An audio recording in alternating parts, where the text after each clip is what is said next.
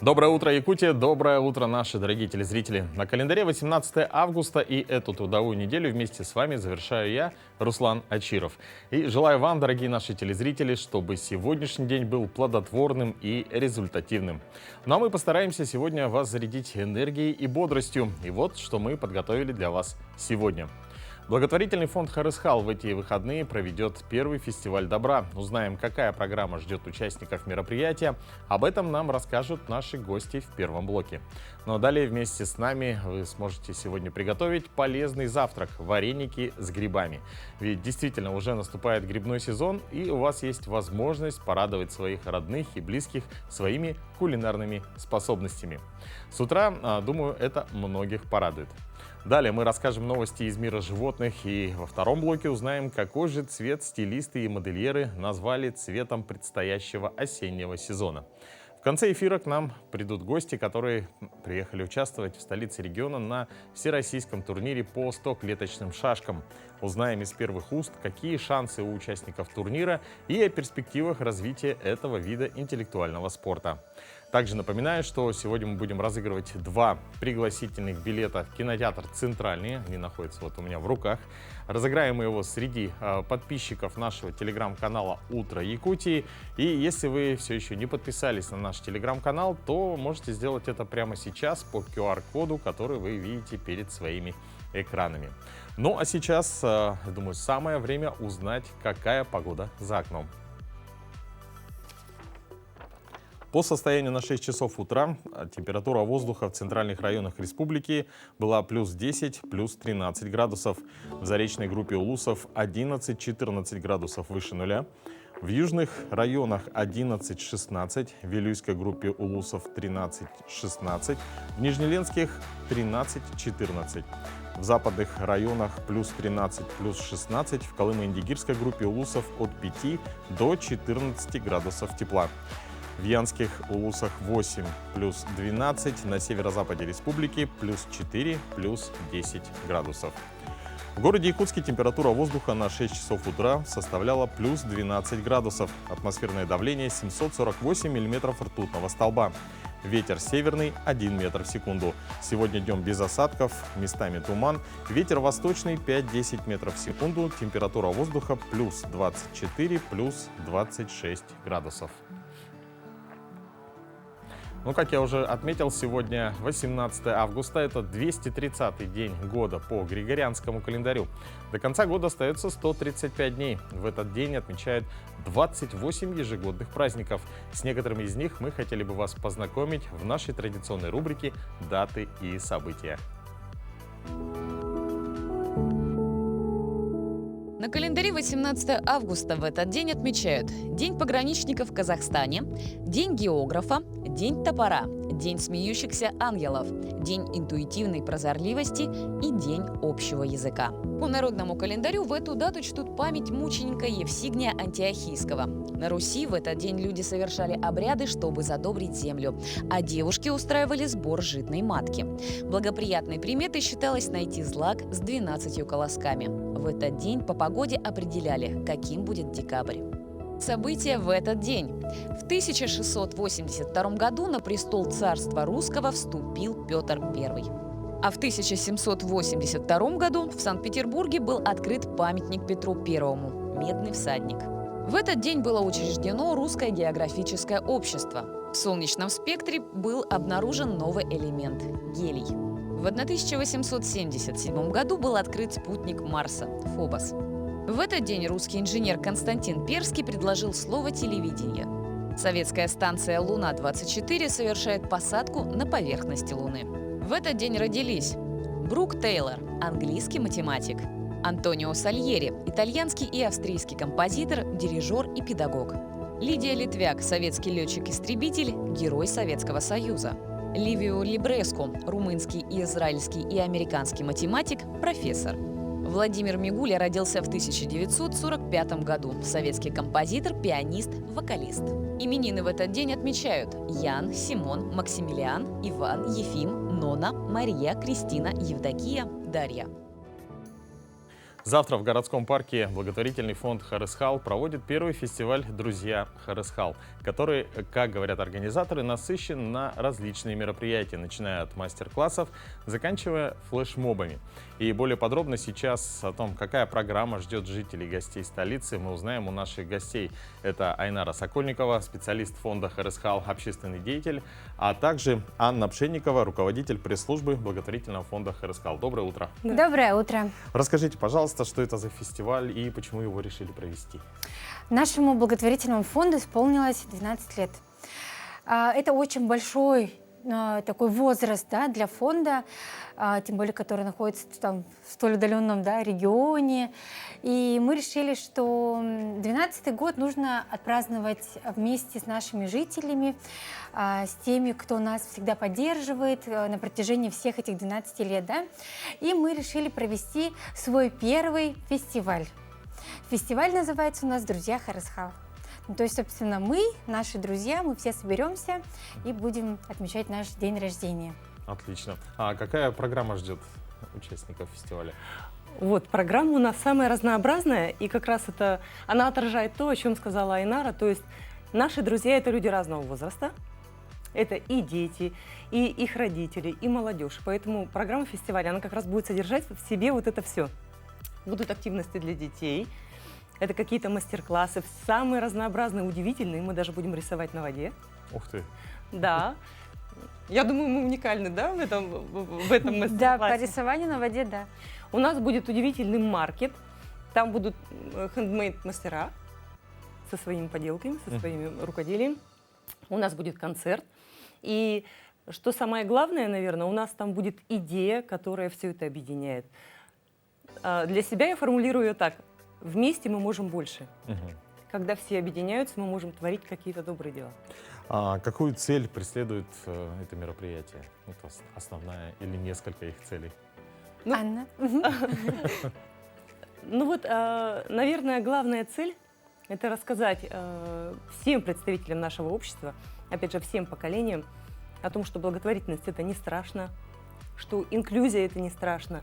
Это хорошо, мы должны объединиться. В обществе могут быть люди разные, но все они равные. Да, еще просто как бы благотворительный фонд, благотворительность, немножко тоже стереотипы есть, да, у людей. И многие не знают, чем занимается конкретно фонд, да. И поэтому мы вот хотим показать, что есть при нашем фонде, потому что, например, мастер-классы будут проводить именно наши специалисты, да, и люди с инвалидностью будут проводить мастер-классы, да, и наши руководители студий, которые непосредственно работают с детьми. И мы вот будем показывать то, что мы не только про благотворительность, да, вот как Анна сказала, инклюзивное образование, инклюзивное общество, для нас это очень важно, и для наших детей, и поэтому мы хотим вот показать, что мы умеем, да? Да. Ну, ожидается достаточно интересное, на мой взгляд, мероприятие. Можно поподробнее рассказать о локации, где будет проходить и со скольки до скольки, и какого возраста, на какой возраст детей рассчитано? Мероприятие будет проходить в городском парке. Вы нас там точно найдете в самом центре, где сквер Лесника. То есть напротив спортивного комплекса «Дахсон» мы будем располагаться там. У нас пройдет маркет и мастер-классы. И также на главной сцене городского парка. В 12 часов начала у нас мастер-классов, поэтому можно спокойно подходить, поиграть в разные игры адаптивные, порисовать на воде, как сказала Анна. Это у нас такая, да, приманка. Потом у нас там рисование на магнитиках и так далее, тому подобное. Параллельно идет маркет. Да, ну и там и не только для детей будут активности, как я говорила, и для мам. Там будут очень интересные мастер-классы, в том числе осенний декор. Если кому-то интересна эта тема, это Анна сейчас очень будет актуальна. Вот, пожалуйста, можно прийти и создать какую-то красоту. То есть это не только для детей, но, соответственно, детей приводят родители, родители тоже могут найти себе. Да, но и у нас фонд не только тоже про детей, да, то есть непосредственно он для всей семьи, например, да, в которой есть ребенок с инвалидностью, для его родных, для его окружения. То есть мы вот для всех, поэтому и на праздник наш мы приглашаем абсолютно всех.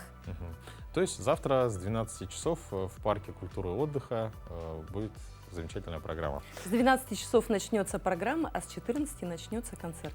Мгм. А как думаете, вот, насколько необходимы горожанам подобные фестивали? Ну, во-первых, летом, да, у нас такое короткое лето, и нам хочется все наши выходные как-то чем-то себя занять, да, чтобы у нас какие-то воспоминания остались, да, от этого лета. И поэтому я думаю, что наш фестиваль, он тоже останется в памяти не только как хорошее мероприятие, но и они также сделают вклад в доброе дело, да, познакомятся с нами, вклад в доброе дело сделать. То есть такое мероприятие, которое останется навсегда в их сердцах.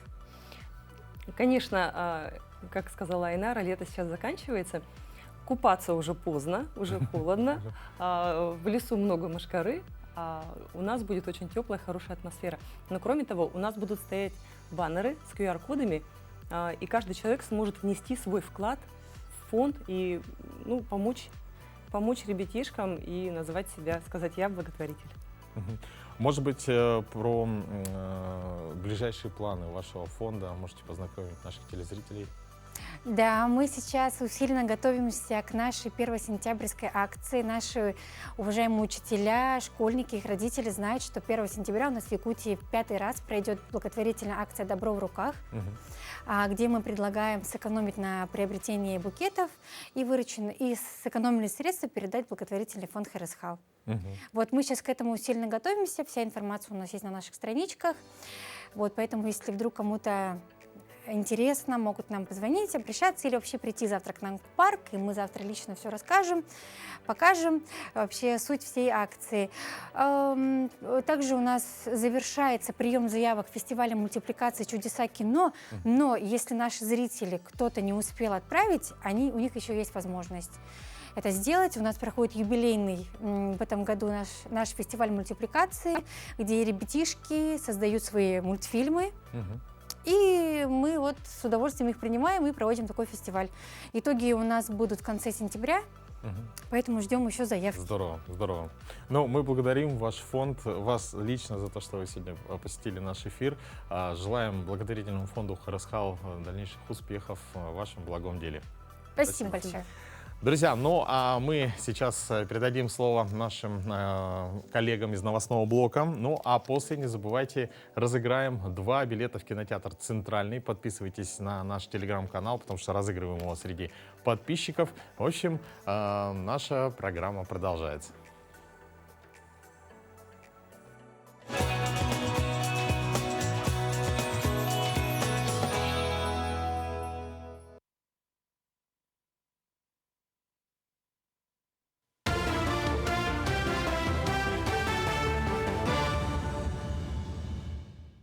Доброе утро, Якутия. Последние новости к этому часу. Минтрудом РФ подготовлен проект постановления, которое позволит беззаявительно назначать ежемесячную денежную выплату ветеранам боевых действий, участвовавших в специальной военной операции. Все необходимые сведения для назначения выплаты соцфонд будет получать самостоятельно путем межведомственного взаимодействия. Сейчас для назначения выплаты ветеранам боевых действий необходимо подать заявление онлайн через портал госуслуг, либо лично в отделении социального фонда и в МФЦ. Банк России до конца этого года не будет ограничивать полную стоимость кредита по всем категориям потребительских кредитов и отдельным видам займов. Ограничения предполагают, что полная стоимость кредита не может превышать наименьшую из величин 292% годовых. Принятое послабление предоставит кредиторам возможность проводить большую гибкость в подстройке процентных ставок как по кредитам и займам, так и по депозитам к повышению ключевой ставки. Также это повысит эффективность трансмиссионного механизма денежно-кредитной политики и ускорит влияние решений Банка России на привлекательность депозитов и темпы роста кредитования и позволит быстрее ограничить проинфляционные риски. Экспорт автомобилей из Японии в Россию в июле взлетел на 53% по сравнению со средним показателем за последний год. Так, в июле в стране было поставлено 33 192 авто. Этот показатель на 84% превышает показатель за аналогичный период прошлого года. Вместе с тем, общий объем поставок транспортных средств почти в 1,5 раза превысил средний показатель за последний год, который составляет около 21 500 единиц.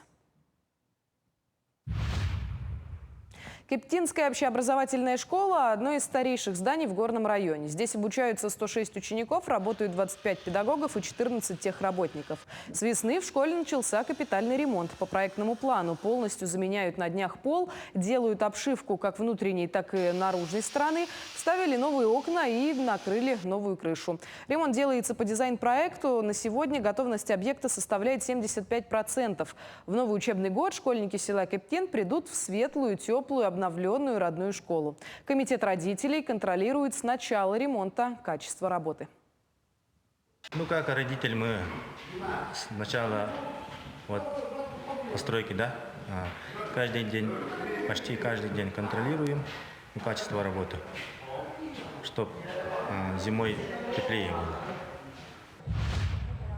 Республиканский фестиваль спортивной игры Ботуров на призы Иллариона Федосеева проводится в Якутске. Так, игры пройдут в спортивном комплексе «Мадун», в спортивной школе номер 3 и в средней общеобразовательной школе номер 25. В соревнованиях примет участие 791 спортсмен со всей республики. Мероприятие будет проходить до 20 августа в 4 возрастных категориях. Победители соревнований получат ценные призы, а также вступят в сборную команду республики для участия в Детях Азии. Первый президент Михаил Ефимович Николаев, наш Республики Саха-Якутия, именно став на должность, он первым делом игры Ботуров начал. С ним рука в руку работали Вячеслав Павлович Карпов. Именно в 2000 году собралось 2000 участников. И это соревнование проводилось на стадионе. И с этих пор эти соревнования уже традиционно проводятся у нас в республике и являются одним из сильнейших турниров среди юношей.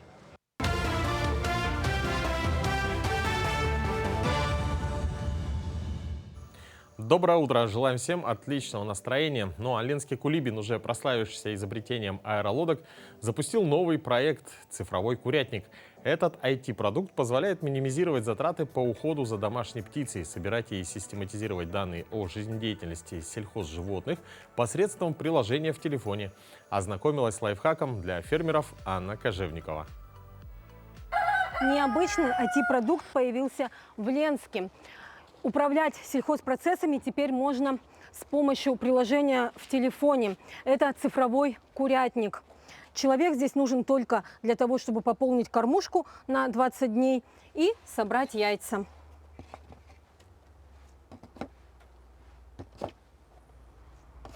В современном курятнике все автоматизировано. Подсветка, работающая от солнечной батареи, кормушка, сбор яиц, температурный режим и другие жизненно важные аспекты для комфортного содержания домашних птиц. С помощью камер, а их 4, можно вести наблюдение виртуальной реальности за этой мини-фермой. Преимущество этого курятника – минимальное время ухода. Для поддержания его жизнедеятельности уходит не больше 5 минут в день. Я считаю, что такой курятник должен находиться в каждой малообеспеченной семье, которые живут в частном доме. Цифровой курятник рассчитан на 20 куриц. Все данные можно получать и систематизировать с помощью мобильного приложения в телефоне. То есть можно скачать приложение, заказать инкубированное яйцо, можно само яйцо вырастить самому, то есть получить цыпленка дорастить до курицы и получать свои яйца. Себестоимость яйца в данном курятнике получается 5 рублей. То есть в магазине для сравнения у нас 13-15 рублей. Как уже показывает практика, окупаемость и функциональность оправдана. Хотя это только прототип будущего IT-продукта. Когда же фермерское ноу-хау Юрия Ильина поступит в массовое производство, ленский IT-лайфхакер держит в секрете. Но желающие стать обладателем такого цифрового курятника уже выстраиваются в очередь. Анна Кожевникова, Виталий Андреев, Ленск. Ученые из США доказали, что поглаживание собак действительно полезно для здоровья. Достаточно 5-20 минут общения с четвероногими. Специалисты университета Содружества Вирджинии установили, что при контактах с питомцами у человека понижается кортизол, гормон стресса и повышается окситоцин. При этом не так важно, погладили вы своего любимца или чужую собаку. И польза эта двусторонняя. Специалисты заметили схожие механизмы и у четвероногих, когда они контактируют с людьми. Ранее исследования предполагали, что собаки также положительно влияют на здоровье сердца, повышают физическую активность и снижают случаи аллергии у детей. Ну что, друзья, можете погладить своего питомца, ну а мы сейчас прервемся на небольшую паузу.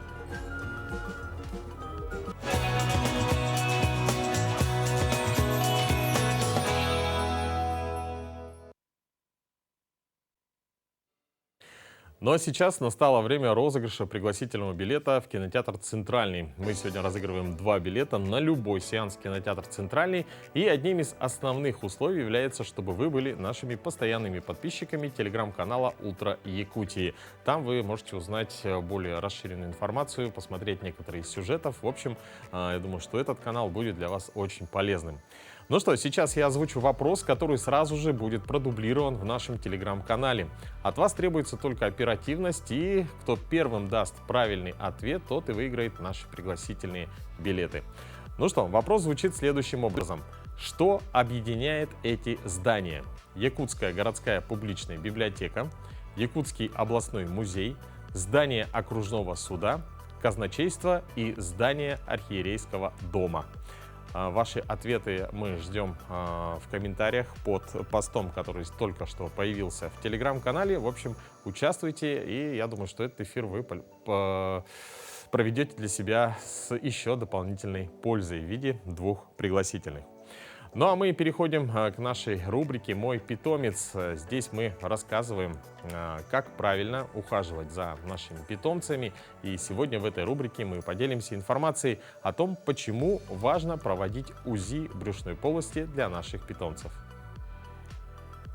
Доброе утро! Сегодня в рубрике «Мой питомец» мы поговорим об ультразвуковой диагностике. В ветеринарной медицине главная сложность – это постановка диагноза, так как животные – это не люди, они не могут нам сказать, где у них и что конкретно болит. Для этого мы прибегаем к диагностическим и функциональным методам исследования. Одним из них является УЗИ-диагностика. Для подготовки к УЗИ брюшной полости необходимо соблюдать голодную диету нашим питомцам. Взрослые кошечки и собачки не должны кушать в течение 10-12 часов перед ультразвуковой диагностикой. Маленькие же щеночки и котята должны выдержать промежуток хотя бы в 4-6 часа, так как они еще маленькие и длительное голодание опасно для их здоровья. Не все питомцы позволяют ветеринарному врачу делать некие манипуляции, соответственно, мы прибегаем иногда к седации. Под седацией питомец находится недолго, что дает возможность нам провести диагностику более детально и увидеть все, что происходит в организме собачки или кошечки. УЗИ-диагностику мы должны проводить ежегодно для своих питомцев, чтобы понять, что они у нас здоровые, что в организме у нас нет никаких изменений. Чаще всего мы проводим диагностику брюшной полости, почек, сердца. Многие владельцы считают, что проведение такого исследования заменяет остальные анализы и что на основе УЗИ можно поставить диагноз. Нет, если вас врач отправил на дообследование, либо на дополнительные анализы, обязательно нужно это все пройти. УЗИ-диагностика позволяет нам выявить какие-либо заболевания у вашего питомца, будь то камни в почках, увеличение печени, сердца, либо какие-то отклонения. Берегите своих питомцев, будьте здоровы. Если вы замечаете, что с питомцем что-то не так, обязательно обращайтесь в ветеринарные клиники нашего города. Россиянам раскрыли самый модный цвет одежды на осень. Так, звездный стилист Алико Надирян раскрыл россиянам самый модный цвет на осень 2023 года. Соответствующая информация появилась в его телеграм-канале. По словам эксперта, популярным цветом будущего сезона станет коричневый. Помимо того, что с шоколадными оттенками заигрывают дизайнеры в новых коллекциях, это вневременной оттенок, более яркая классика, пояснил он. Специалист также уточнил, что данный оттенок подходит большему количеству людей. Коричневый более комплементарно смотрится на большинстве людей, чем черный, потому что не делает лицо бледнее, рассказал Надирян. Ну, осень, да, уже не за горами, температура воздуха уже потихоньку опускается, и сейчас как раз наступает пора уже носить теплые вещи. Как, что и с чем совмещать при выборе гардероба, мы расскажем в нашей рубрике «Советы стилиста» вместе с Брониславой Мэй. Всем привет, друзья! Меня зовут Дарья Габышева, я персональный стилист. Сегодня наша рубрика «Рекомендации от стилиста». Совсем скоро начинаются длительные выходные. Конечно же, мы планируем открыть сезон шашлыков и классно провести время с друзьями во всевозможных загородных домиках или, может быть, даже на вечеринках. Самое время выбрать образы для таких мероприятий. Первый образ – это отсылка к 2000-м. Один из главных трендов – это велюровые костюмы. Все возможные. Это могут быть в формате свитшота или вот такого зип-худи с замком спереди. Выбирайте яркие, интересные, нестандартные цвета, которые здорово дополнят и подчеркнут вашу красоту. Также выбирайте яркие, интересные детали. Опять же, с отсылкой к 2000-м. Обратите внимание на пластиковые очки и такую интересную розовую сумку-багет. Сейчас очень актуальна тема Барби, всевозможных повторов, интерпретаций, поэтому все это можно будет внедрять в свой гардероб. Будьте яркими и не стесняйтесь того, что нравится вам. Образ у нас по мотивам стиля гранж, когда идет смешение разных стилей. Здесь у нас цветочные платья и грубые ботинки. Такой стиль использовался в Америке. Послевоенное время он был очень популярен, когда люди использовали для составления своего образа все, что было у них в гардеробе. А сейчас это безумно актуально. Поэтому тоже попробуйте сочетать то, что не сочетается. Здесь у нас и цветочек, и грубые ботинки, и спортивная кепка, и плетеная сумочка. Но посмотрите, как здорово это все смотрится в итоге. Такой стиль сейчас очень актуален, гранж сейчас на пике своей популярности, поэтому пробуйте и сочетайте все то, что есть у вас. Я думаю, у вас получится. Следующий образ у нас составлен по мотивам стиля вестерн. Также сейчас один из актуальных стилей. Обратите внимание на казаки. Это предмет гардероба и обувь, которая сейчас можно точно называть уже базовой. Но она настолько актуальна и удобна, что попробуйте тоже сочетать ее по-разному. Казаки идеально будут сочетаться не только с синими джинсами, они здорово будут сочетаться и с светлыми, и с темными, и с кожаными, и даже с вельветовыми. Поэтому казаки можно носить сейчас в любых интерпретациях в сочетании с платьями, с сарафанами и даже с мини-шортами. Вот. А если говорить про клетчатые рубашки, то мы к ним уже привыкли, но обычно, опять же, мы их комбинируем с синими джинсами. Попробуйте свои клетчатые рубашки сочетать иначе. И вместо шляп на голову попробуйте подобрать платок и носите и завязывайте его как бандану. Сейчас это, опять же, тренд. Подобный образ, казалось бы, очень простой, составлен из базовых предметов гардероба, но смотрится очень стильно, и именно в таком образе вы точно классно проведете свои выходные в загородном доме. И завершающий образ на сегодня – это также очень актуальные казаки. Мы также использовали в этом образе в сочетании с джинсовой юбкой. Сейчас джинса актуальна во всех предметах одежды. Вы можете использовать и джинсовые рубашки, и это могут быть юбки, и короткие, и макси, шорты, джинсы, и, конечно же, всеми любимые джинсовые, объемные и мини-куртки.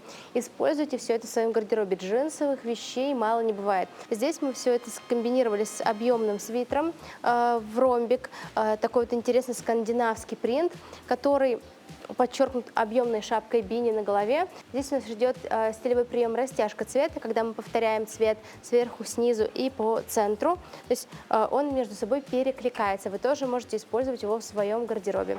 И также сейчас очень актуальные жилеты. Жилеты вы можете носить, опять же, разные. Они могут быть более дутые, объемные, они могут быть укороченные, длинные, они могут быть более классические. В общем, жилет сейчас на коне, поэтому пробуйте, экспериментируйте. И, конечно, помните, что главное – это тепло. С теми образами, которые мы показали, у вас будет отличная возможность выглядеть стильно и красиво.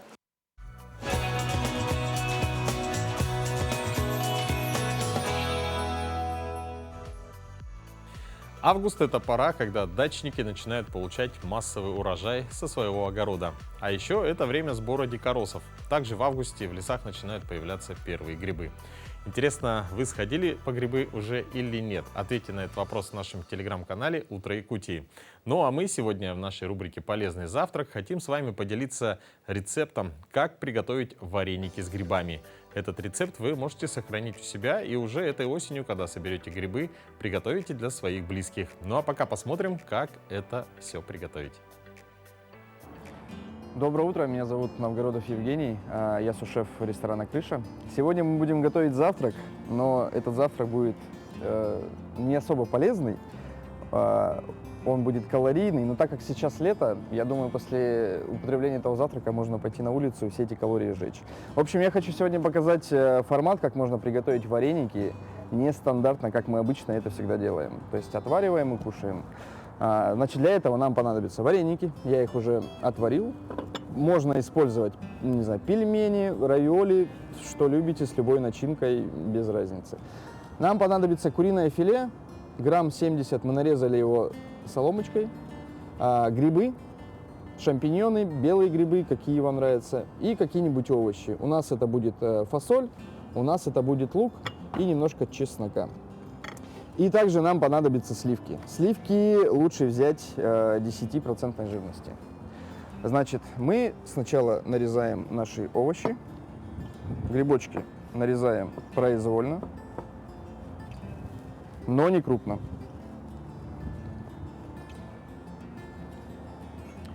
Лук нарезаем пером, ну, либо можно мелким кубиком также.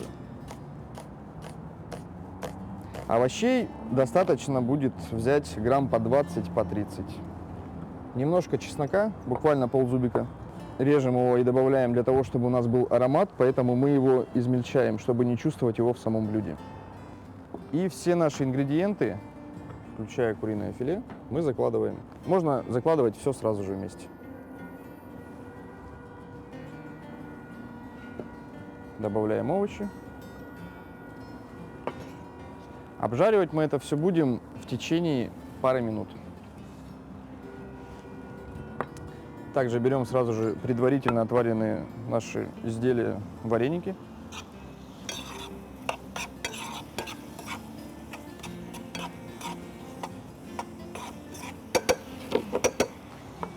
И подготовленные сливки. Не бойтесь баловать себя и своих близких таким плотным завтраком. Один раз в неделю покушать вареники на завтрак, ну, я думаю, ничего страшного не случится.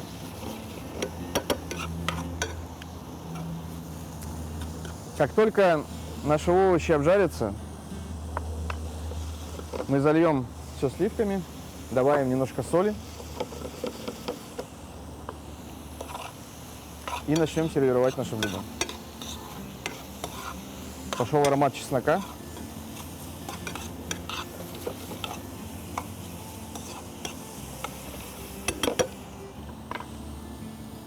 Заливаем.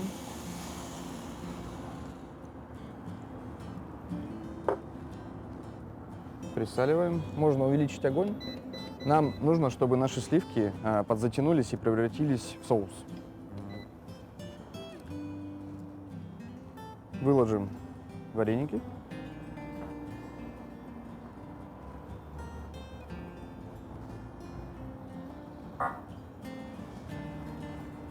Когда сливки вот так начинают пузыриться, значит, осталось буквально секунд 30. То есть они уже начинают у нас затягиваться. И значит, сейчас у нас соус уже будет готов. Обязательно пробуем на соль.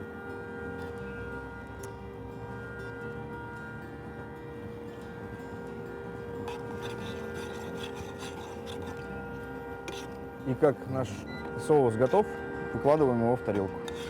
Сначала выкладываем все ингредиенты, которые у нас были, а затем хорошо поливаем соусом сливочным.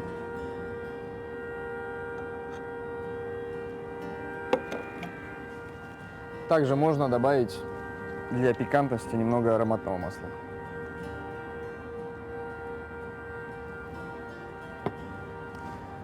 Наш завтрак выходного дня из вареников, куриного филе и овощей в сливках готов. Приятного аппетита!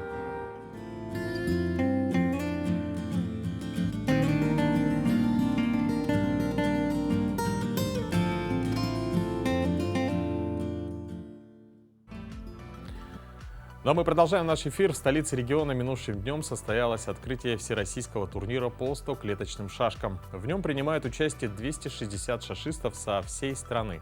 Общий призовой фонд соревнований 1 миллион рублей. Минувшим днем, то есть 16 августа, в столицу региона прибыли вице-президент Российской Федерации шашек Алексей Шонин, спортивный судья Андрей Усков и 3 гроссмейстера из Иркутска и Бурятии. Сегодня у нас в гостях Алексей Шонин и Андрей Усков. Доброе утро. Доброе утро. Познакомьте наших телезрителей с турниром, с мероприятием, которое проходит в Якутске. Ну, мероприятие грандиозное, конечно. 260 участников, чуть более, наверное, участвует. Среди них там 15 гроссмейстеров, 12 чемпионов мира, которые в разное время были. Так, турнир будет состоять из 9 туров, после которых отберется 8 сильнейших, и они в финале разыграют сам кубок и весь призовой фонд турнира. Расскажите, то есть 260 участников, это достаточно большой такой охват, да? Ну, примерно приравнивается как по статусу, как чемпионат мира. Расскажите, как вы пришли в этот спорт шашечный? Ну, давайте я расскажу, как я пришел. Андрей Владимирович не разделил турнир, который сейчас проходит. На самом деле проходит несколько соревнований всероссийского уровня. Вообще это первый всероссийский турнир, который проходит на Кубок Илдархана. И мы надеемся, что он станет в первую очередь традиционным в дальнейшем. Проходит гранд-турнир. В нем участвуют сильнейшие спортсмены, я бы сказал, всего мира даже можно отметить, потому что в России проживают вообще в целом сильнейшие спортсмены во всем мире. И правильно наш главный судья отметил, что статусом турнир можно действительно отметить на уровне чемпионата мира. А второй турнир проходит Open турнир, в котором принимают участие юноши и девушки среди разных возрастов. Их более 160 человек, поэтому общее количество порядка 260 участников. Действительно очень масштабное, грандиозное соревнование получилось. Большой праздник. Вчера было невероятно интересное открытие. Присутствовали очень именитые гости, и администрация города, и от партии, и администрации региональной республики. Представительство главного мецената нашего соревнования НХЗ Групп. В целом хорошая проделана большая работа, и подготовка очень интересная. Что касается, как попадают люди в шашки, мне так повезло, наверное, как говорится, я с 1 класса с шашками. У меня так сложилась судьба, что я с родителями переехали жить в определенный район, и в школу я пошел в соседний район учиться. Она была, как считалось, типа лицейского класса, там собиралась. И так повезло, что, я считаю, повезло. У меня шашки были в школьной программе. То есть я в 91 году пошел в 1 класс в свое время. И это был экспериментальный класс и программа, где в то время так сложилась судьба, что в этой школе преподавал мастер спорта СССР Валерий Белоусов. И в рамках эксперимента в шашки были включены наряду с математикой, русским языком в программу. То есть И это меня так подкупило, что я сейчас, уже будучи руководителем, для меня тоже мечта, чтобы мы как-то смогли вернуть в школьную программу, в образование именно шашки как урок, потому что это неотъемлемая часть формирования интеллектуальных способностей для подрастающего поколения. Так получилось, что ходил, что-то проявил какие-то способности, решил какие-то задачки, и меня пригласили уже в дальнейшем в секцию. И так уже я более 30 лет задержался в этом виде спорта. Поэтому, думаю, благодарен в любом случае, что шашки, как у нас выражаются, это любовь на всю жизнь. Действительно. Андрей, скажите, насколько сложно бывает судить шашечные турниры? Бывают всякие варианты, конечно, проблемы. Там же часы у нас электронные, современные. Их надо уметь выставить правильный контроль. Бывает, что программированный контроль бывает, вручную надо выставить.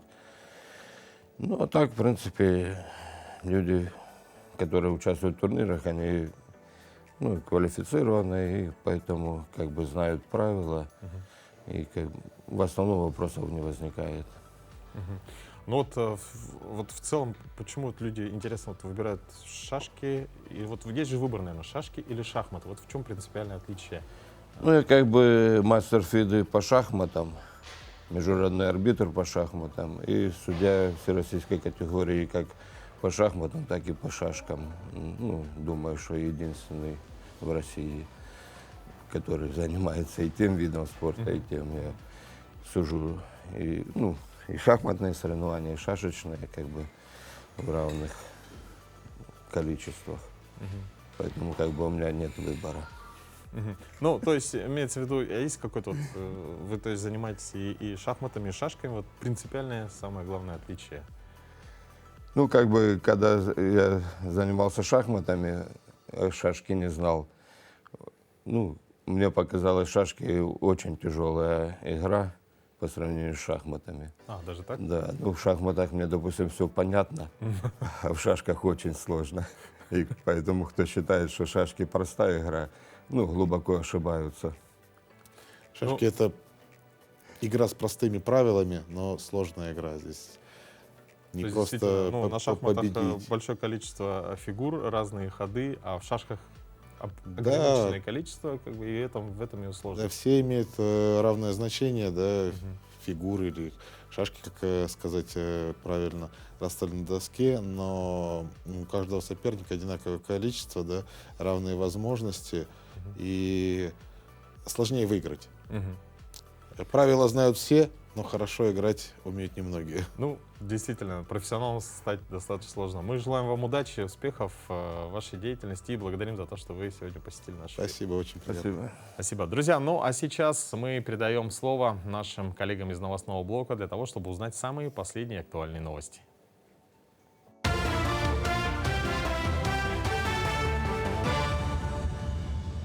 Мы продолжаем освещать самые заметные события. Доброе утро. В селе Эльгяй Сунтарского района началось строительство новой врачебной амбулатории. Ввод медицинского учреждения улучшит условия оказания первичной медико-санитарной помощи и сделает ее доступной для жителей не только села Эльгяй, но и для всех 11 наслегов Сунтарского улуса, расположенных на правом берегу реки Вилюй.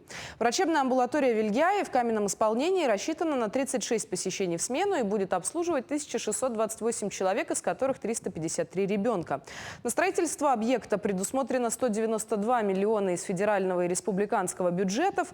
Для новой врачебной амбулатории приобретено новое современное медицинское оборудование и мебель.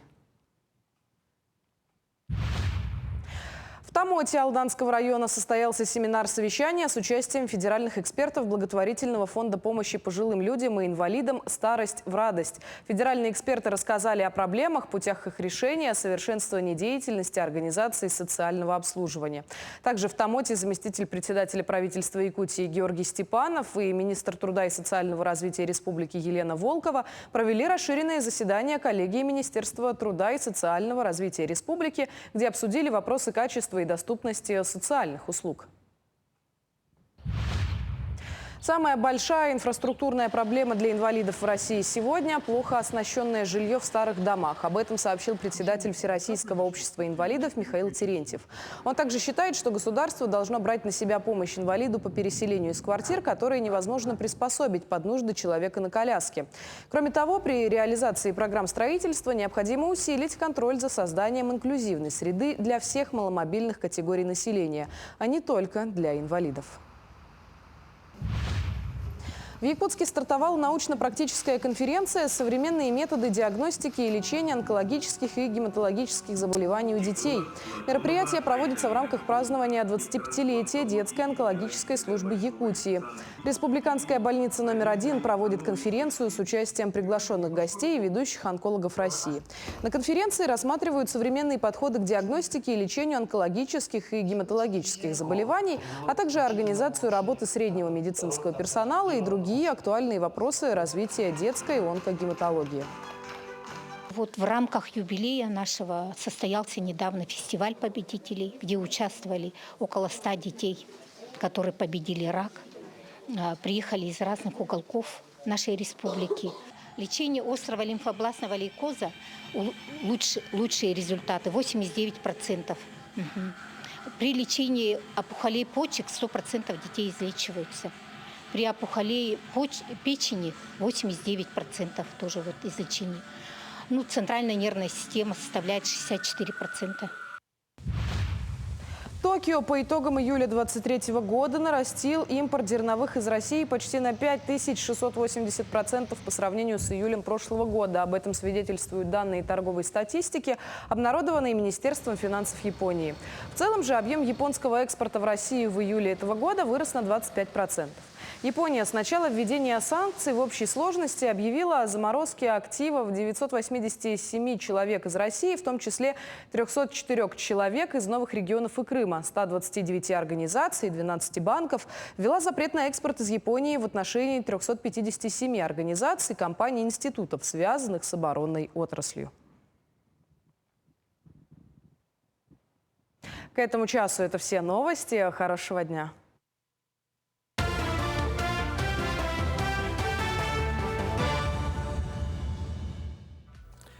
Друзья, ну что, сейчас в завершении нашего эфира хотелось бы подвести итоги нашего розыгрыша. Напомню, что мы разыгрываем 2 пригласительных билета в кинотеатр «Центральный» на любой сеанс. И действительно, они до 31 декабря 2023 года.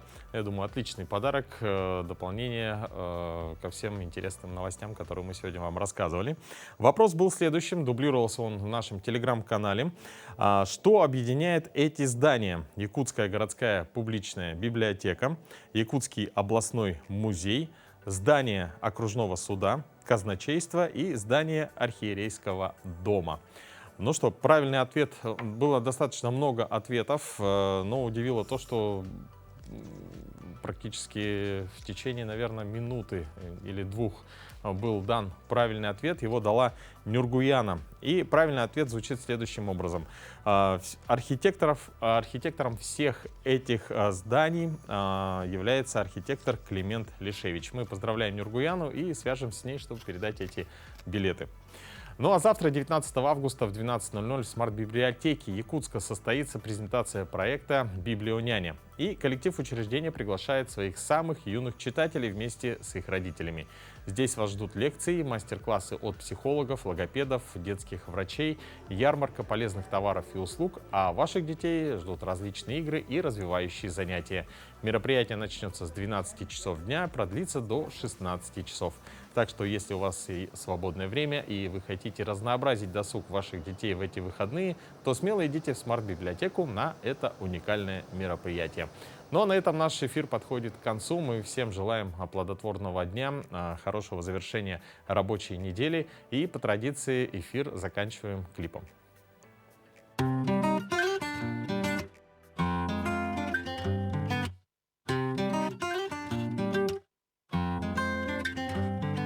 Жили-были мы на краю, с нами был теплый июль. От 5 сломанный руль, с тобой играли в жизнь, которой будем жить. Но сажусь в последний вагон, я теряю все, а ты сон. Помнишь, по камням босиком, ты в папином трико, как это далеко.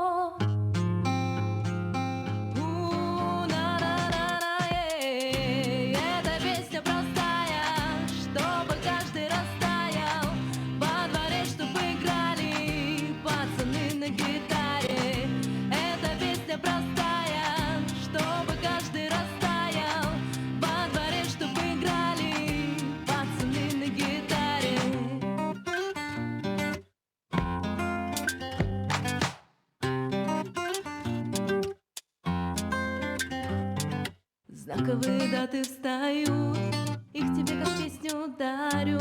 Сколько лет тому зданию, в котором 200 зим, воздух невыносим. Старый темный узкий подъезд, здесь делили воду и крест.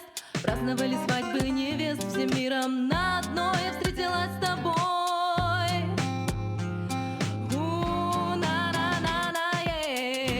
Эта песня простая, чтобы каждый растаял